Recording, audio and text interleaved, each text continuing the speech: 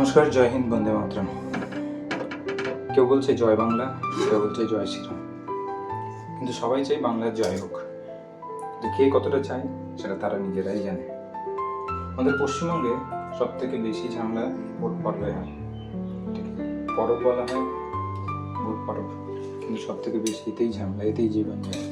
নেতা মন্ত্রীদের থেকে বেশি জীবন যায় যারা একদম নিচু লেভেলের সাধারণ মানুষ কর্মী তাদের, যারা আদৌ নেতা চেনেই নিয়ে।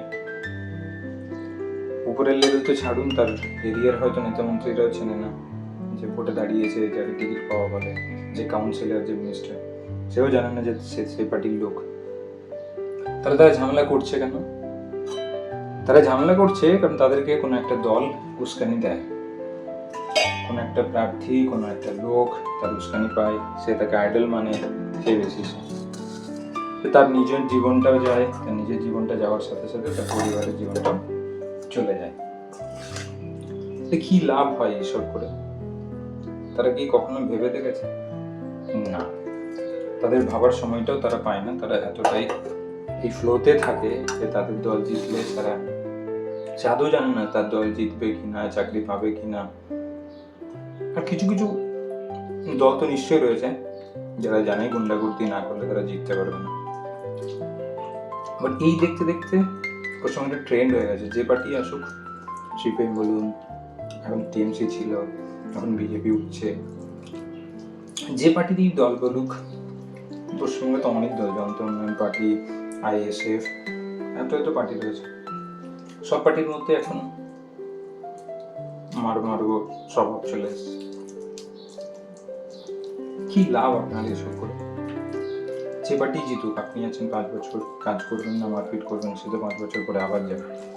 10 বছর থাকবে, 15 বছর থাকবে, তার বেশি 20 বছর, 30 বছর, একটা সময় পরে আপনিও থাকবেন না। কি লাভ আপনার?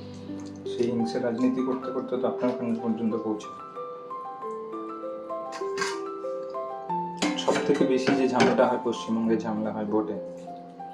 কত জীবন যায়, কত বোমা বারুদ, কত কিছু, তার সারা জীবনের রোজগার সেখান থেকে। সাধারণ মানুষরাই এতে বেশি হ্যারাস্ট। সাধারণ মানুষদেরকেই বলবো, ভেবে দেখুন, এসব করে কিছু লাভটাও নেই আপনাদের। কাজ পাওয়ার হলে আপনারা যোগ্যতা অর্জন করুন, নিশ্চয়ই কিছু না কিছু কাজ পেয়ে যাবেন। সরকারি চাকরি করতে হবে এমন কোনো মানে নেই। প্রাইভেট কোম্পানিতেও যথেষ্ট রেসপেক্ট আছে, প্রাইভেট কোম্পানিও যথেষ্ট ট্যালেন্টেড লোক খুঁজছে। শিক্ষিত হন, ভাতার উপরে নির্ভর করে কোনো থাকেন। যে কোনো পার্টিরই ভাতা যেই যত বেশি দিক, তার থেকে বেশি লাভবান হবেন আপনি যদি শিক্ষিত হন, নিজে চাকরি করে রোজগার করেন।